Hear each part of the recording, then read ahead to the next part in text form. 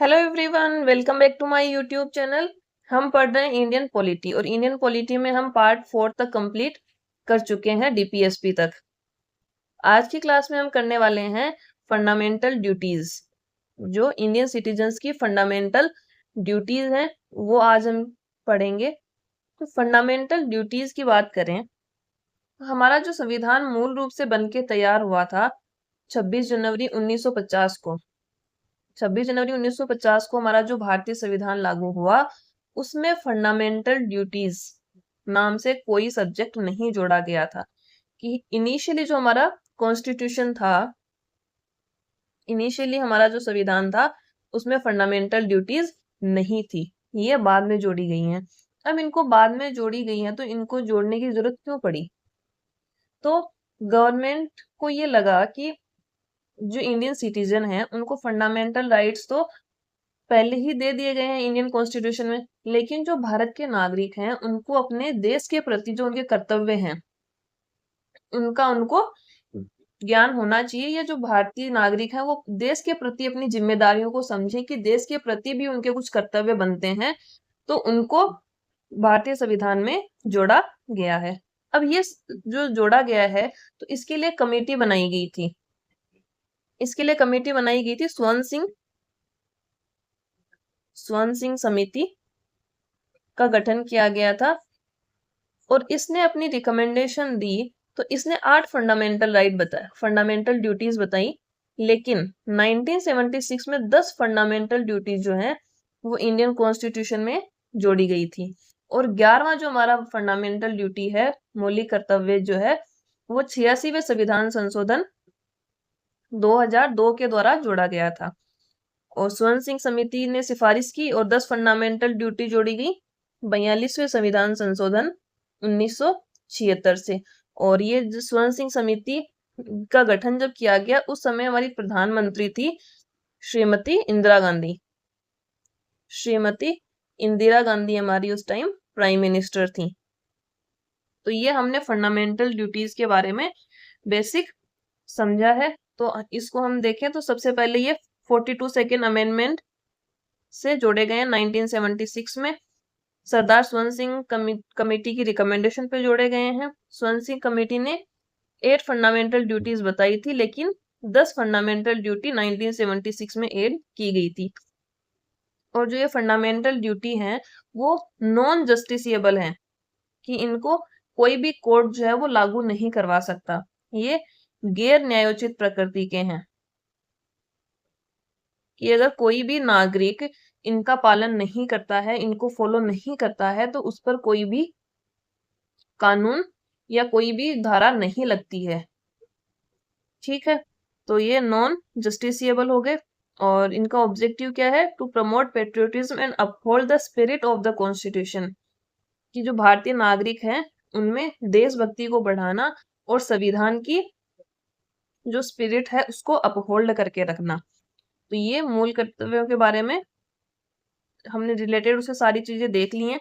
उसके आगे हम इनको देख लेते हैं, जो हमारे 11 फंडामेंटल ड्यूटीज हैं वो कौन कौन से हैं, क्योंकि वहां से भी क्वेश्चन पूछे जाते हैं। तो इसमें ए से जे तक तो जोड़े गए थे 42वें संविधान संशोधन से, और जो के क्लोज है वो जोड़ा गया था 86 कॉन्स्टिट्यूशन अमेंडमेंट एक्ट से। तो इन 11 जो हमारी फंडामेंटल ड्यूटी हैं उनको हम एक साथ देखेंगे।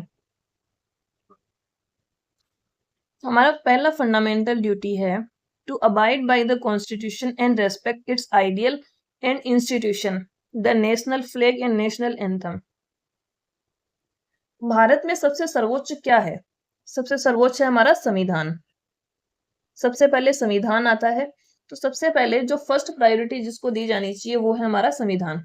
तो सबसे पहला जो फंडामेंटल ड्यूटी है कि वो संविधान का पालन करना है। आपको संविधान का पालन करना है और संविधान से रिलेटेड जो भी आइडियल्स हैं, यानी कि जो भी आदर्श हैं, जो भी संस्थाएं हैं, उनकी रेस्पेक्ट करनी है।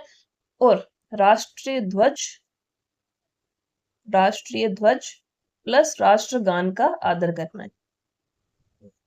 तो पहले हमारा जो पहला फंडामेंटल ड्यूटी है उसमें संविधान का पालन करना, abide by the constitution, respect its ideal and institution, और दूसरा हो गया राष्ट्रीय ध्वज प्लस राष्ट्रगान का आदर करना।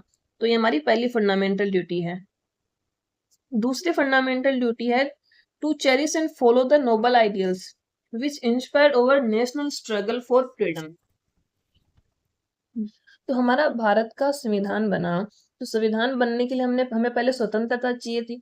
तो स्वतंत्रता से हमारे रिलेटेड जितने भी राष्ट्रीय आंदोलन हैं, उससे संबंधित जो भी आदर्श हैं, जो भी आइडियल्स हैं, उनको आपको पालन करना है। तो इसमें क्या कहा गया कि हमारे जो स्वतंत्रता के लिए राष्ट्रीय आंदोलन किए गए, कि भारत को स्वतंत्र कराने के लिए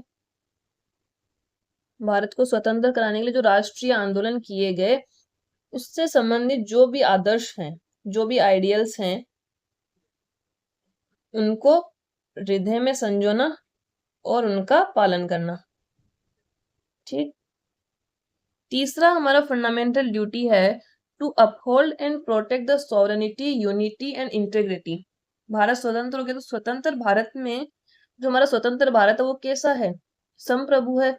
तो भारत की संप्रभुता, एकता और अखंडता की रक्षा करनी है, अखंडता की रक्षा करनी है और उसे अक्षुण्ण बनाए रखना है, कि जो वो जैसा है उसको उसी स्टेज में हमको बनाए रखना है। तो ये हमारा फंडामेंटल ड्यूटी 3। 4 है to defend the country and render national service whenever called upon to do so, कि देश की रक्षा करनी है, देश की रक्षा करना, और जब भी ऐसी जरूरत पड़ती है कि आपको देश सेवा के लिए आपको बुलाया जाए, यानी कि आह्वान किए जाने पर आपको राष्ट्र की सेवा करनी है, आह्वान किए जाने पर देश की सेवा करना। ठीक। तो हमने 4 फंडामेंटल ड्यूटी देखी हैं। पहली फंडामेंटल ड्यूटी है कि संविधान का पालन करना है और राष्ट्रीय ध्वज और राष्ट्रगान का आदर करना है। दूसरी फंडामेंटल ड्यूटी है कि हमारी स्वतंत्रता के लिए जो राष्ट्रीय आंदोलन किए गए, उनके आदर्शों का पालन करना। तीसरा है देश की संप्रभुता, एकता और अखंडता की रक्षा करना। 4th है देश की रक्षा करना और आह्वान किए जाने पर राष्ट्र की सेवा करना। 5वां हमारा फंडामेंटल ड्यूटी है to promote harmony and the spirit of common brotherhood amongst all the people of India, transcending religious, linguistic and regional और sectional diversities to renounce practices derogatory to the dignity of women. कि भारत के जो भी लोग हैं उनमें आपस में प्रेम भावना हो, भाईचारा हो, आपस में भाईचारे की भावना को बढ़ाना, और धर्म, भाषा या वर्ग के आधार पर कोई भी भेदभाव नहीं किया जाना चाहिए। और ऐसी प्रथाओं, ऐसी कोई भी प्रैक्टिसेस हैं जो कि वुमेन की डिग्निटी के अगेंस्ट में हैं, तो उनका त्याग करना है। तो 5वें पॉइंट में हमारे की पॉइंट क्या हो जाएंगे कि आपको भातृत्व या भाईचारे की भावना रखनी है, ब्रदरहुड की भावना, धर्म, भाषा या वर्ग के आधार पर कोई भी भेदभाव ना हो, और स्त्रियों के सम्मान के विरुद्ध अगर कोई प्रथा है तो उसका त्याग करना। तो इसमें हमारे 3 की पॉइंट हो जाएंगे। पहला, ब्रदरहुड की स्पिरिट होनी चाहिए, और धर्म, भाषा, वर्ग के आधार पर कोई भेदभाव ना हो, और तीसरा, स्त्रियों के सम्मान के विरुद्ध प्रथा। 6वां है to value and preserve the rich heritage of our composite culture, कि हमारी जो सामाजिक संस्कृति है, कंपोजिट कल्चर, भारत में बहुत तरीके की कल्चर है, तो उनको सबको कंपोज करके हमारी जो कल्चर है उसकी जो गौरवशाली परंपरा है, रिच हेरिटेज, उसका महत्व समझना और उसका परिरक्षण करना, कि हमारी जो कल्चर है उसको प्रिजर्व करना, कि भारत की जो संस्कृति है उसका महत्व समझना प्लस उसका परिरक्षण करना। ये हमारा 6वां फंडामेंटल ड्यूटी है। नेक्स्ट है 7, to protect and improve the national environment including forest, lakes, rivers, wildlife and to have compassion for living creature, कि नेशनल एनवायरनमेंट यानी कि हमारा जो प्राकृतिक पर्यावरण है, प्राकृतिक पर्यावरण की रक्षा करनी है, जिसमें क्या आ जाएगा हमारा फॉरेस्ट, वन, झील, नदी और जो वन्य जीव हैं उनकी रक्षा करनी है। तो ये हो जाएगा हमारा 7वां फंडामेंटल ड्यूटी। 8वां फंडामेंटल ड्यूटी है to develop scientific temper, humanism and the spirit of inquiry and reform.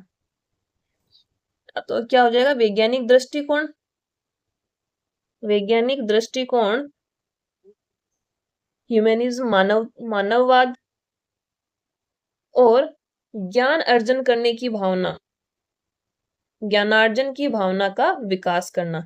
तो ये है हमारा 8वां पॉइंट कि आपका जो दृष्टिकोण है वो वैज्ञानिक दृष्टिकोण होना चाहिए, ह्यूमनिज्म को बढ़ावा देना चाहिए और ज्ञान अर्जन करने की भावना का विकास करना है। तो ये हमारा 8वां फंडामेंटल ड्यूटी है। 9वां है to safeguard public property and to observe violence. जो सार्वजनिक संपत्ति है हमारी, जो भी देश की सार्वजनिक संपत्ति है उसको सुरक्षित रखना है और हिंसा से दूर रहना है, हिंसा से दूर रहना है और सार्वजनिक संपत्ति की रक्षा करनी है। सार्वजनिक संपत्ति में जो भी गवर्नमेंट की प्रॉपर्टीज आती हैं, जो भी हमारी पब्लिक प्रॉपर्टी हैं, उनको कोई भी हानि नहीं पहुंचानी है, उनको सुरक्षित रखना है और हिंसा से, वॉयलेशन से दूर रहना है। 10वां फंडामेंटल राइट है, फंडामेंटल ड्यूटी है to strive towards excellence in all spheres of individuals of collective activity so that the nation constantly rises to higher levels of endeavors of achievement। इसमें यह कहा गया है कि इंडिविजुअल यानी कि व्यक्तिगत और सामूहिक गतिविधियों को सभी क्षेत्रों में बढ़ाने का प्रयास करना है, जिससे कि हमारा जो राष्ट्र है, हमारा देश जो है वो हमेशा नई उपलब्धियों को छू सके। तो 10वां क्या कहा गया है कि आपको देश को आगे ले जाने के लिए, देश की उपलब्धियों को बढ़ाने के लिए आपको एक साथ होकर सतत प्रयास करने हैं। ठीक, ये हो गया हमारा 10वां फंडामेंटल ड्यूटी। 11वां है to provide opportunities for education of a child between the age of 6 to 14 years by parent and guardian. कि जो भी पेरेंट या जो भी गार्जियन है, अभिभावक या जो भी संरक्षक हैं, अभिभावक या जो संरक्षक हैं, उनकी ये जिम्मेदारी है कि 6 से 14 साल तक के बच्चों को शिक्षा के अवसर प्रदान करना। ये 86वें संविधान संशोधन से जोड़ा गया था। 86वें संविधान संशोधन 2002 से जोड़ा गया था। तो ये हमारे 11 फंडामेंटल ड्यूटी हो गए कि भारतीय नागरिकों की देश के प्रति क्या क्या जिम्मेदारी बनती है, देश के प्रति उनके क्या क्या कर्तव्य हैं, वो हमने डिस्कस कर लिए हैं। तो हमने हमारे फंडामेंटल ड्यूटीज यहाँ तक कंप्लीट हो गए, पार्ट 4A। अब पार्ट 5 से कल हम स्टार्ट करेंगे यूनियन गवर्नमेंट से।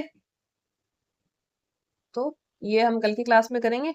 आज के लिए इतना ही, मिलते हैं कल की क्लास में। तब तक के लिए इसको पढ़ो और रिवाइज करो। थैंक यू एंड वीडियो को लाइक, शेयर एंड सब्सक्राइब जरूर कर देना।